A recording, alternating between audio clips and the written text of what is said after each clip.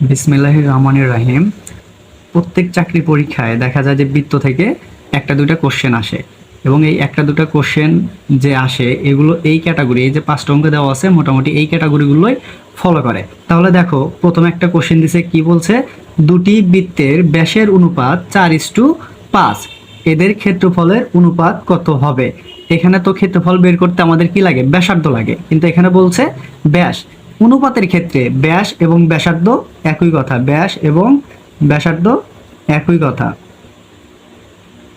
তাহলে অনুপাতের ক্ষেত্রে ব্যাস এবং ব্যাসার্ধটা হলো একই কথা। তাহলে আমাদের বের করতে হবে কি, এদের ক্ষেত্রফলের অনুপাত কত।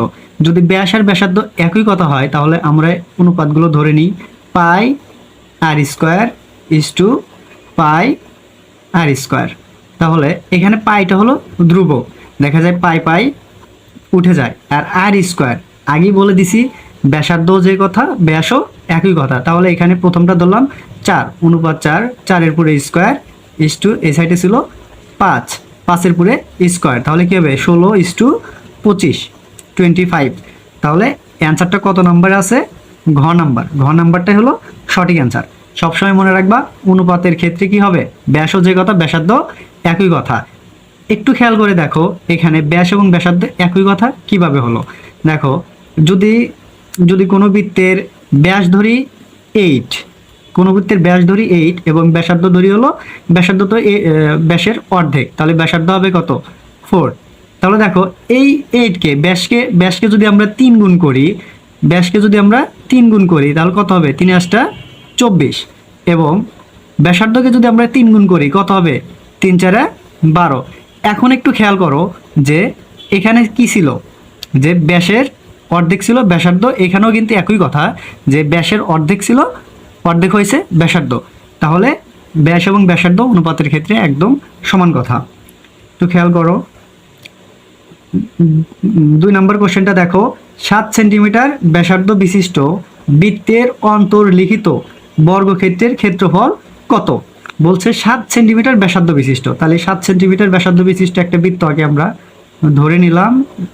এটা একটা বৃত্ত, এটা হলো বৃত্তের কেন্দ্র, এটা হলো 7 সেন্টিমিটার ব্যাসার্ধ বিশিষ্ট একটা বৃত্ত।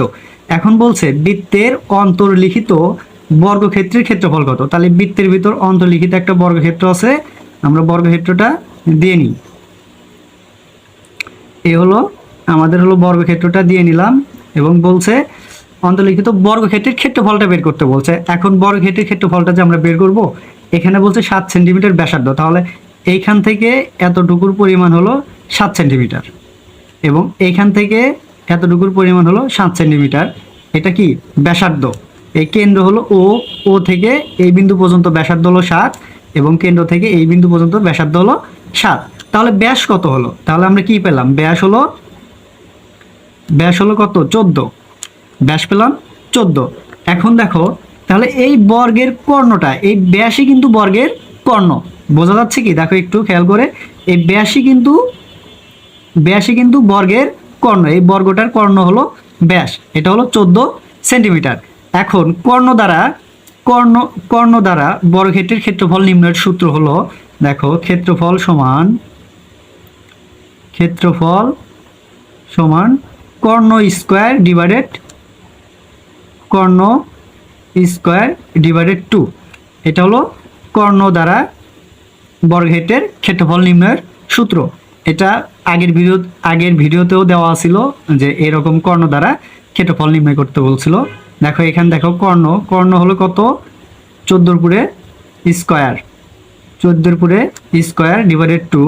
14 পুরে স্কোয়ার করলে কত হবে, 196 হবে। 196কে 2 দ্বারা ভাগ করলে কত হবে, 98, 98। তাহলে দেখো 196কে 2 দ্বারা ভাগ করলে 98 হয়।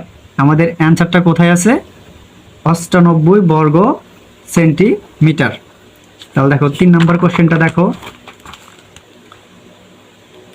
13 সেন্টিমিটার ব্যাসার্ধের বৃত্তের কেন্দ্র হতে 5 সেন্টিমিটার দূরত্বে অবস্থিত জ্যা-এর দৈর্ঘ্য কত? আমাদের বলছে কি 13 সেন্টিমিটার ব্যাসার্ধের বৃত্তের, তাহলে একটা বৃত্ত গেলাম, এটা হলো একটা বৃত্ত, এই বৃত্তটার এটা হলো কেন্দ্র, ধরে নিলাম কেন্দ্র হলো ও। এখন বলছে 13 সেন্টিমিটার ব্যাসার্ধের, তাহলে এটা হলো একটা কি ব্যাসার্ধ, বৃত্তের কেন্দ্র থেকে পরিধির উপর এটা একটা ব্যাসার্ধ। এটা এটা দেওয়া ছিল হলো 13 সেন্টিমিটার।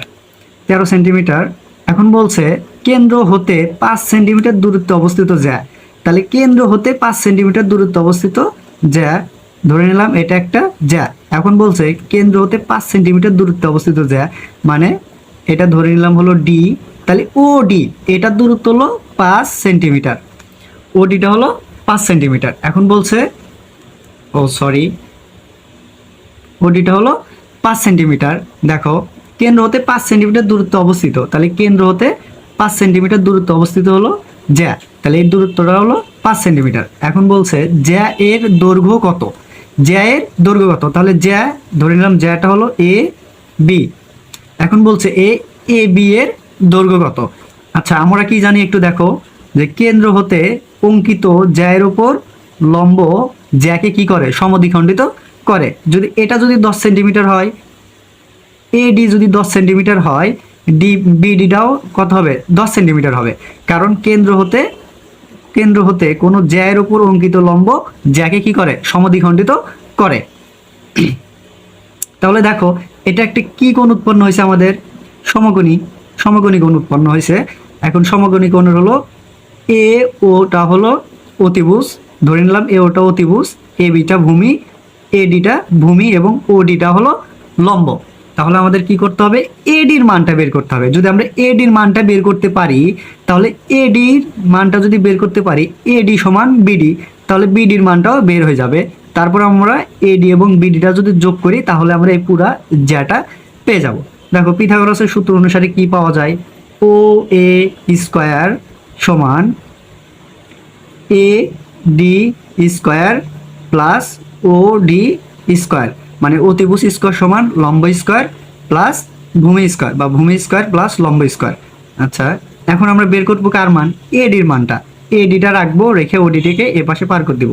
তাহলে এডি স্কয়ারটাকে রাখলাম, রেখে ও এ স্কয়ার মাইনাস ওডিটাকে ওই পাশে পার করে দিলাম, ও ডি স্কয়ার।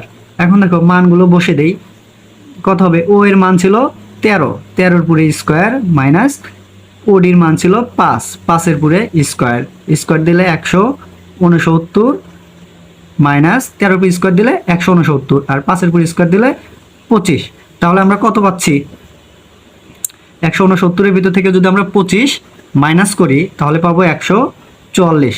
এই 144টা কার মান পেলাম, এডি স্কয়ারের মান পেলাম, এ ডি স্কয়ারের মান পেলাম কত, 144। তাহলে এডির মান কত হবে, এডির মানটা হবে, স্কয়ারটা ওই পাশে গেলে কি হয়, রুট হয়, রুট 140। তাহলে 140-এর উপর রুট দিলে কত হয়, 12। তাহলে এডির মানটা পেলাম কত, 12। আচ্ছা লিখে দিলাম, এডির মানটা পেলাম 12। যদি এডির মান 12 হয়, তাহলে অনুরূপভাবে কি হবে, বিডির মানটাও 12 হবে। তাহলে 12 যোগ 12 ইকুয়াল টু 24। তাহলে এ বির মানটা হলো 24, মানে এডি 12 এবং বিডিও 12। তাহলে দুটো যোগ করলেই আমরা এ বির মানটা পেয়ে যাব, সেটা হলো 24। আমাদের অ্যান্সারটা হবে ক নাম্বারটা সঠিক অ্যান্সার। তারপর দেখো 4 নাম্বারটা কি বলছে, একটি গাড়ির চাকা প্রতি মিনিটে 90 বার ঘোরে, 1 সেকেন্ডে কত ডিগ্রি ঘুরবে। বলছে প্রতি মিনিটে মানে কি, 1 মিনিট সমান 60 সেকেন্ড। তাহলে দেখো 60 সেকেন্ডে ঘোরে, 60 সেকেন্ডে ঘোরে কয়বার, 90 বার, 90 বার। তাহলে 1 সেকেন্ডে ঘুরবে কয়বার, 1 সেকেন্ডে ঘুরবে 90 ডিভাইডেড 60 বার।